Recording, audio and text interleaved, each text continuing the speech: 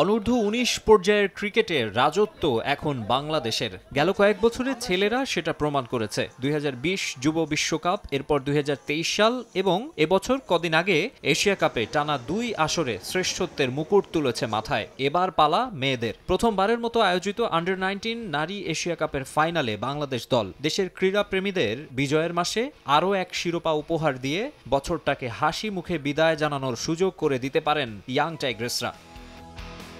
প্রথম অংশগ্রহণেই শিরোপার ময়দানে, তার উপর প্রতিপক্ষ ভারত হওয়ায় দলের মাঝে রয়েছে বাড়তি রোমাঞ্চ।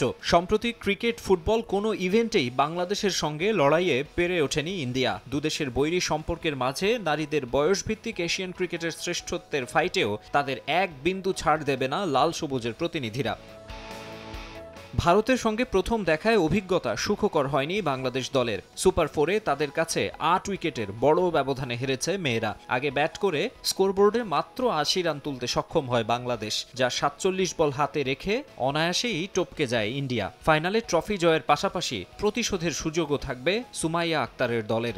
অর্ধেক পাউডারে দ্বিগুণ উজ্জ্বলতা, নতুন রিন অ্যাডভান্সড অর্ধেক পাউডারে দ্বিগুণ উজ্জ্বলতা। মালয়েশিয়া বাংলাদেশের নারী ক্রিকেটের জন্য লাকি কান্ট্রি। ২০১৮ সালে সে দেশেই এশিয়া কাপ জিতেছিলেন সালমা জাহানারা রুমানারা। দেশের ক্রিকেট ইতিহাসে সেটাই প্রথম মেজর ট্রফি। কিন্ড্রারা একাডেমি ওভালে সেবারও প্রতিপক্ষ ছিল ভারত। এবার ভেন্যু ভিন্ন, বেউয়েমাস ওভাল। তবে সিটি আর রাইভাল আছে একই, কুয়ালালামপুর আর ভারত। সিনিয়র দলের ১৮র কীর্তির পুনরাবৃত্তির আশায় ২৪-এর জুনিয়ররা। মাকসুম আলম খান, সময় সংবাদ।